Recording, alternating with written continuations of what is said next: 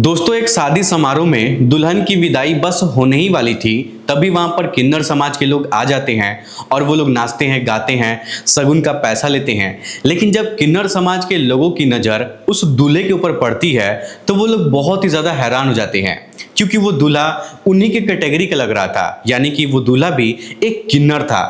अब दोस्तों, लड़की की शादी उस लड़के से हो चुकी थी और विदाई का समय भी नज़दीक आ चुका था, इसीलिए किन्नर समाज के लोगों को किसी से कुछ कहने की हिम्मत नहीं हो रही थी। लेकिन यहाँ पर एक लड़की की जिंदगी का सवाल था, इसीलिए किन्नर समाज के लोग सोचते हैं कि चाहे कुछ भी हो जाए, लेकिन इस लड़के के असलियत का जो पता है वो लड़की वालों को तो लगना ही चाहिए। अब दोस्तों, सभी जो किन्नर थे वो मिलकर अपने अपने स्तर पर जांच पता लगाने की कोशिश करने लगते हैं, लेकिन उनको कोई भी कामयाबी नहीं मिलती है। उसके बाद वो लोग लड़की के माता पिता के पास जाते हैं और उनको जाकर सारी बातें बताते हैं कि आप अपनी बेटी की शादी जिस लड़के से कर रहे हैं वो मर्द नहीं है, बल्कि वो तो एक किन्नर है। अब दोस्तों, लड़की के माता पिता जब ये बात सुनते हैं कि वो किन्नर है, वो कोई मर्द नहीं है, तो उनके पैरों के नीचे से जमीन खिसक जाती है। लेकिन फिर किन्नर लोग कहते हैं कि आप एक काम करिए, कोई एक्शन लेने से पहले आप लोग अपने स्तर से जांच पड़ताल कर लीजिए, कहीं ऐसा ना हो कि बारातियों में हंगामा हो जाए। तभी दोस्तों, घर की कुछ औरतें मिलकर एक बहुत ही खतरनाक प्लान बनाती हैं, जिसके मुताबिक वो लोग लड़की के भाभी की इज्जत को दांव पर लगा देते हैं। और दोस्तों, घर के लोग लड़की के भाभी से कहते हैं कि आप एक काम करिए, आप दूल्हे को लेकर कमरे में जाइए और गिफ्ट देने के बहाने उसका सब कुछ चेक करिए कि वो किन्नर है या फिर वो मर्द है। अब दोस्तों, वो भाभी के ननद की इज्जत का सवाल था, तो उसकी भी भाभी पीछे नहीं हटती हैं और दूल्हे को गिफ्ट देने के बहाने उसको एक कमरे में बुलाती हैं और अंदर से दरवाजा बंद कर देती हैं। लेकिन दोस्तों, उसके बाद जो भी कुछ होता है ना दोस्तों, बहुत ही रोमांचक कहानी है। आइए जानते हैं पूरी कहानी इस वीडियो में। लेकिन वीडियो में आगे बढ़ने से पहले वही आप लोग छोटा सा रिक्वेस्ट है कि अगर आप लोग हमारे चैनल पर पहली बार है तो चैनल को सब्सक्राइब कर लीजिए, वीडियो को लाइक कर दीजिए, ताकि जो मेरा हौसला है वो और भी ज़्यादा बढ़ता रहे और भी ज़्यादा इंटरेस्टिंग कहानियाँ ऐसे ही मैं आप लोग को सुनाता रहूँ। दोस्तों, ये कहानी उत्तर प्रदेश के मुरादाबाद की है। एक लड़की थी जिसका नाम प्रिया होता है और दोस्तों, उसकी शादी ना एक पुनीत नाम के लड़के से तय हो गई थी। दोस्तों, लड़का लड़की दोनों लोग एक दूसरे को देखते हैं, दोनों एक दूसरे को पसंद करते हैं और दोनों की शादी माता पिता की रजामंदी से तय कर दी जाती है। दोस्तों, शादी का दिन भी आता है, बारात भी आती है और धूमधाम से दोनों की शादी भी हो जाती है। लेकिन उस समय सुबह के 5 बज रहे थे और लड़की के विदाई की तैयारी चल रही थी। और दोस्तों, आप लोग तो जानते ही हैं कि चाहे गांव हो, चाहे शहर हो, चाहे देहात हो, कहीं भी क्यों ना हो, लेकिन किन्नर समाज के लोग हर जगह कोने कोने में पहुंच जाते हैं। और उसी गांव में ना एक बच्चा पैदा हुआ था, तो किन्नर समाज के लोग उसी रास्ते से होते हुए उसी घर पे जा रहे थे। लेकिन जब रास्ते में शादी समारोह उन लोग को दिखाई देता है तो किन्नर समाज के लोग वहां पर रुक जाते हैं और नाचना गाना शुरू कर देते हैं और दूल्हा और दुल्हन के पिताजी से पैसा वगैरह मांगना शुरू कर देते हैं, क्योंकि दोस्तों वो लोग जानते हैं कि जो मोटी रकम है वो दूल्हा के पापा के पास मिलेगी और दुल्हन के पिताजी के पास मिल ही सकती है, इसीलिए वो लोग मांगते भी हैं। लेकिन दोस्तों, जब किन्नर लोग दूल्हे को आता हुआ देखते हैं तो उसको देखकर जो सभी किन्नर है ना वो आसपास में खुसुर फुसुर कुछ बातें करने लगते हैं,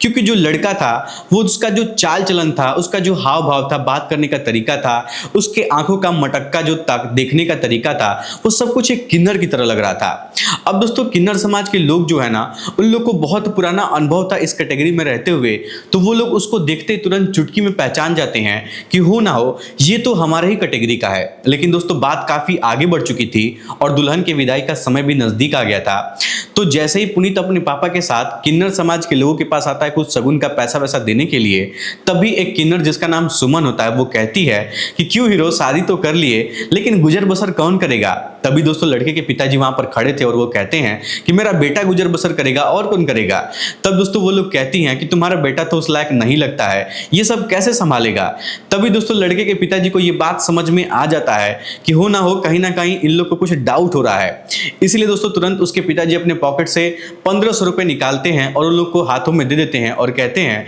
कि आप लोग हमारे बेटे को आशीर्वाद दीजिए कि इसकी जिंदगी सुखमय तरीके से बीत जाए और यहाँ से आप लोग चले जाइए। लेकिन दोस्तों, किन्नर लोग वहां से जाते नहीं हैं और वो लोग भले से मांगने खाने वाले इंसान थे, लेकिन उन लोग के अंदर एक दिल था, एक इंसान था। और दोस्तों, वो लोग ना उस लड़की की जिंदगी बर्बाद होता हुआ नहीं देख सकते थे, इसलिए दोस्तों वो लोग अपने स्तर से ना जांच पड़ताल करने की कोशिश करते हैं।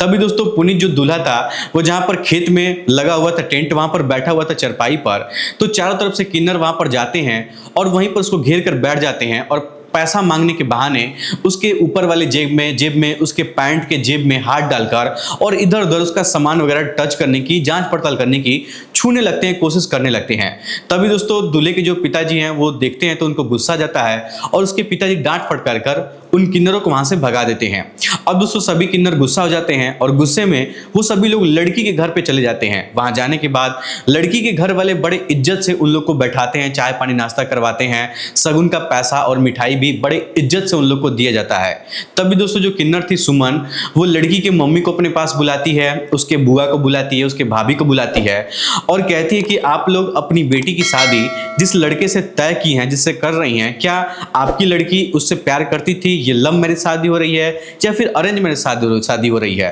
तब दोस्तों वो लोग कहते हैं कि नहीं नहीं, हम लोग लड़का पसंद किए थे और लड़का लड़की दिखावटी हुई है, दोनों को पसंद आ गया है, इसलिए एक दूसरे की शादी हो रही है, तय हो गई है, ये एक अरेंज मैरिज है। तब दोस्तों सुमन किन्नर कहती है कि जो लड़का है ना वो मर्द नहीं लग रहा है, वो तो हम लोग की बिरादरी का लग रहा है, क्या आप लोग उसके असलियत के बारे में जानते हैं, आप लोग कुछ पता है। अब दोस्तों जैसे ही वो औरतें ये बात सुनती हैं तो वो लोग बहुत ज्यादा हैरान हो जाती हैं और कहती हैं कि तुम लोग भी क्या ये सब फालतू की बातें करती रहती हो। तब दोस्तों वो किन्नर लोग कहती है ना कि देखिए बहन जी, हम लोग सही कह रहे हैं और सच में वो लड़का नहीं है बल्कि वो किन्नर है। अब दोस्तों जो औरतें थी ना वो लोग जैसे ही इस तरीके की बात सुनती हैं तो वो लोग बहुत ही ज्यादा परेशान हो जाती हैं और कहती हैं कि क्या तुम लोग भी ये सब फालतू बातें कर रही हो। तब दोस्तों वो किन्नर लोग कहती हैं कि बहन जी हम लोग सही बोल रहे हैं, लेकिन हम लोग को अभी भी 1% डाउट है और मैं चाहती हूं कि आप लोग अपने स्तर से जांच करने की कोशिश करिए, नहीं तो आपकी जो बेटी है उसकी जिंदगी बर्बाद हो जाएगी।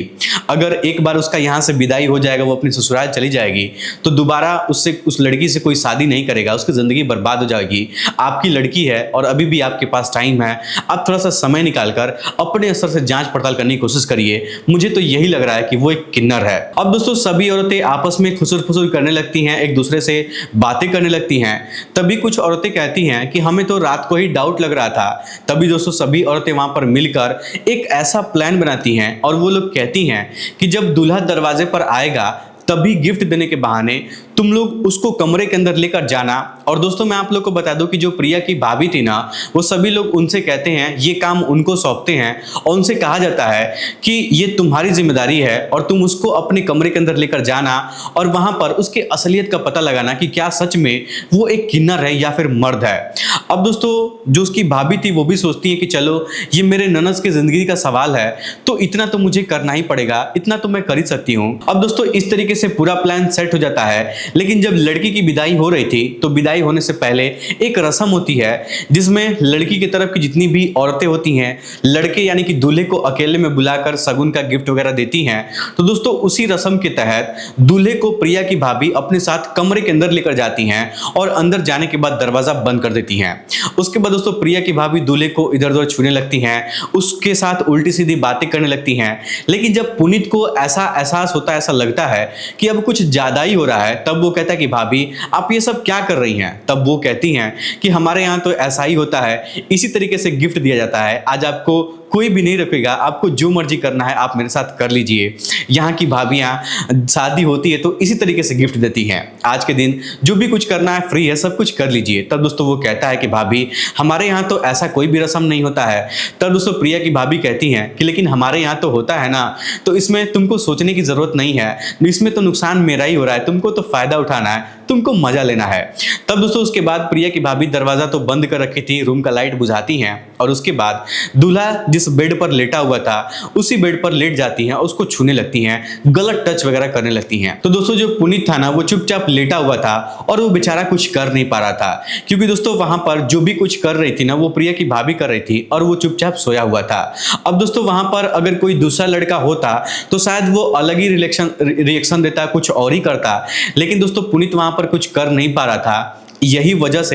वजह थी कि उसकी जो भाभी हैं उनको उसके ऊपर डाउट हो जाता है और लगभग आधे 1 घंटे तक ये दोनों लोग एक दूसरे के साथ समय बिताते हैं। और जब प्रिया की भाभी पूरे तरीके से जांच पड़ताल कर लेती हैं तो उनको समझ में आ जाता है कि इसके अंदर तो मर्दों वाली कोई बात है ही नहीं, ये तो एक किन्नर है। अब दोस्तों पुनीत जो है ना वो परीक्षा में फेल हो जाता है। उसके बाद प्रिया की भाभी अपने कपड़ा वपड़ा पहनती है, ठीक करती हैं और फिर लाइट ऑन करती हैं और उससे पूछती है कि तुम एक बात बताओ, तुम्हारी असलियत क्या है। दोस्तों वो कहती है ना कि देखो तुम सच बताना, मुझसे झूठ बोलने की कोशिश मत करना, तुम अपने असलियत के बारे में मुझे बताओ। अब दोस्तों इधर उधर जो दरवाजे के बाहर बाकी सभी औरतें खड़ी थी वो लोग सोच रही थी कि काफी समय हो गया है, पता नहीं अंदर क्या चल रहा होगा, कुछ और ही ना हो जाए। तभी दोस्तों पुनीत बेड पर बैठा हुआ था और सर नीचे झुकाते हुए कहता है कि देखिए भाभी, इसमें मेरी कोई गलती नहीं है, जो भी कुछ हुआ है, जो भी कुछ किया गया है मेरे पिताजी किए हैं। मैं तो बचपन से ही ऐसा ही हूं और कुछ साल पहले मेरी एक शादी भी हुई थी, लेकिन मेरी पत्नी मुझे छोड़कर चली गई थी सिर्फ मेरी इस कमी की वजह से। और इस बार भी मैं पिताजी को मना कर रहा था कि मैं शादी नहीं करूंगा,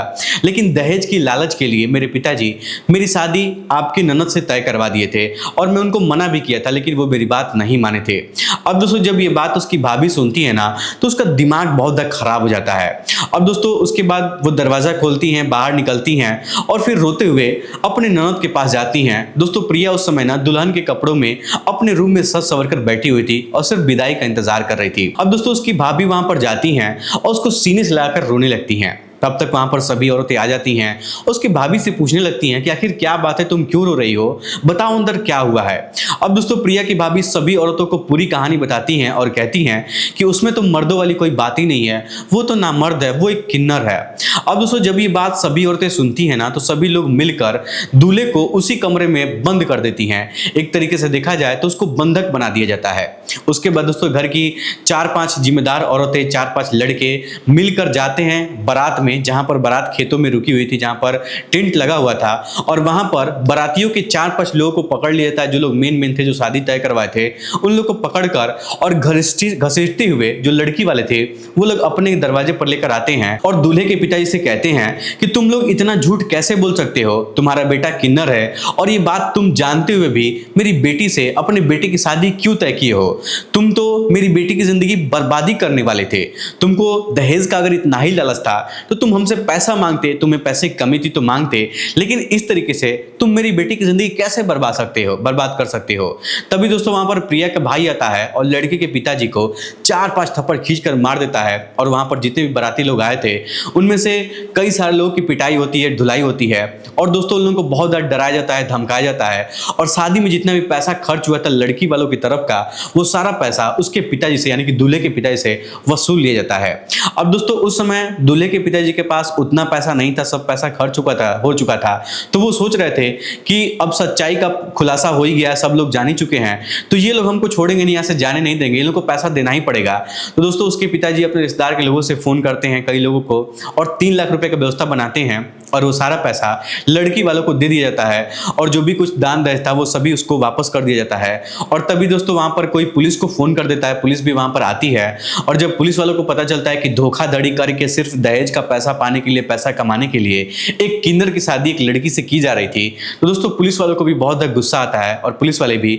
उसके पिताजी के ऊपर जो भी कार्रवाई बन सकती थी दहेज का इधर उधर का, उसके ऊपर केस लगा के जुर्माना लगाया जाता है, कुछ दिनों के लिए उनको भी जेल में रखा जाता है, वो भी अपनी सजा काटते हैं। और दोस्तों इस तरीके से इस पूरे मामले का खुलासा होता है और दोस्तों इस तरीके से जो प्रिया थी उसकी जिंदगी बर्बाद होने से बच जाती है। तो दोस्तों ये थी आज की सच्ची घटना। इसको सुनने के बाद आप लोग क्या कहना चाहेंगे? हमारे समाज में इस तरीके का आजकल बहुत स्कैम भी हो रहा है और ऐसी घटनाएं बहुत सुनने को मिल रही हैं। ऐसे लोगों के लिए आप लोग क्या कहना चाहेंगे? अपनी राय हमें कमेंट बॉक्स में जरूर बताइएगा। फिलहाल आज के इस वीडियो में इतना ही। वीडियो पसंद आए तो वीडियो को लाइक, चैनल सब्सक्राइब जरूर करिएगा। आप सभी लोग का बहुत बहुत धन्यवाद।